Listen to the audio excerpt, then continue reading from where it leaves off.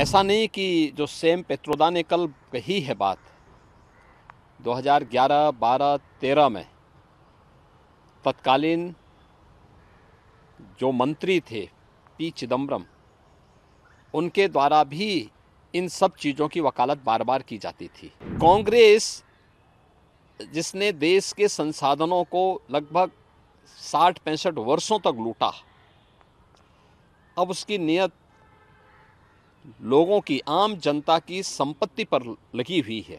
आम जनता की संपत्ति पर लगे होने के कारण ही अब वह इस विरासत टैक्स की बात कर रहा है। इसको बांटेगा उन लोगों को जो घुसपैठिए हैं।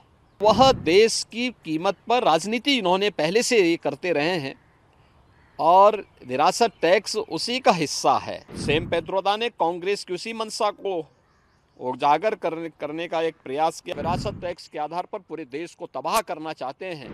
देश के प्रति और देश की आम जनता के प्रति कांग्रेस की मानसिकता क्या है, यह पहले भी यूपीए गवर्नमेंट के दौरान भी और कल फिर एक बार उजागर हुआ है। कांग्रेस के घोषणा पत्र में भी कहीं ना कहीं ये सब इशारे थे। ऐसा नहीं कि जो सैम पित्रोदा ने कल कही है बात 2011, 12, 13 में तत्कालीन जो मंत्री थे पी चिदम्बरम, उनके द्वारा भी इन सब चीज़ों की वकालत बार बार की जाती थी।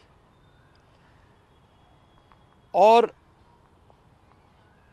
कांग्रेस जिसने देश के संसाधनों को लगभग 60-65 वर्षों तक लूटा, अब उसकी नियत लोगों की, आम जनता की संपत्ति पर लगी हुई है और आम जनता की संपत्ति पर लगे होने के कारण ही अब वह इस विरासत टैक्स की बात कर रहा है और फिर इसको बांटेगा उन लोगों को जो घुसपैठिए हैं।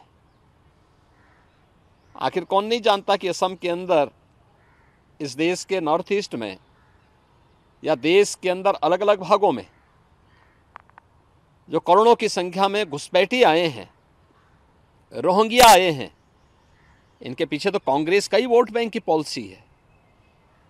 तो वह देश की कीमत पर राजनीति इन्होंने पहले से ही करते रहे हैं और विरासत टैक्स उसी का हिस्सा है।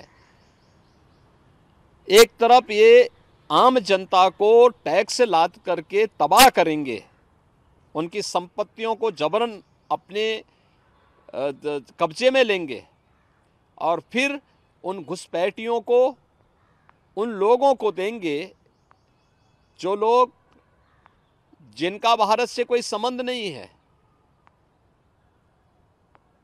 सैम पित्रोदा ने कांग्रेस की उसी मंशा को उजागर करने का एक प्रयास किया और उसने उसी बात को कहा है जो कांग्रेस का वास्तव में प्रयास है।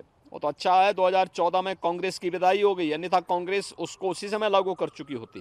कांग्रेस के कुछ सांसद भी सैम पित्रोदा की बातों का समर्थन कर रहे हैं, जो सांसद पद के प्रत्याशी हैं वे लोग समर्थन कर रहे हैं। तो ये चीज़ें दिखाती हैं कि इनकी मंशा देश के प्रति अच्छी नहीं है।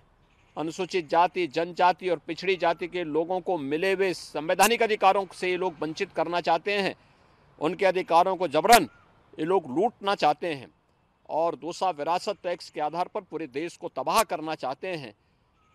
तो इन दोनों के प्रति देश को सतर्क रहना होगा, आम जनमानस को सतर्क रहना होगा और कांग्रेस और इंडी गठबंधन के लोगों के इन मंसूबों को पूरी तरह खारिज करने के लिए लोकतांत्रिक अधिकार का अपना सही उपयोग करना होगा।